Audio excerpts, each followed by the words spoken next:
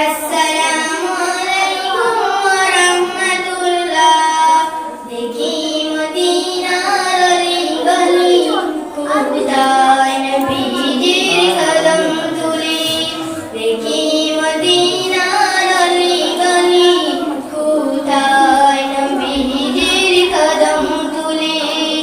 যতন করে রাখব তোমায় পাক মদিনার দুলাবালি।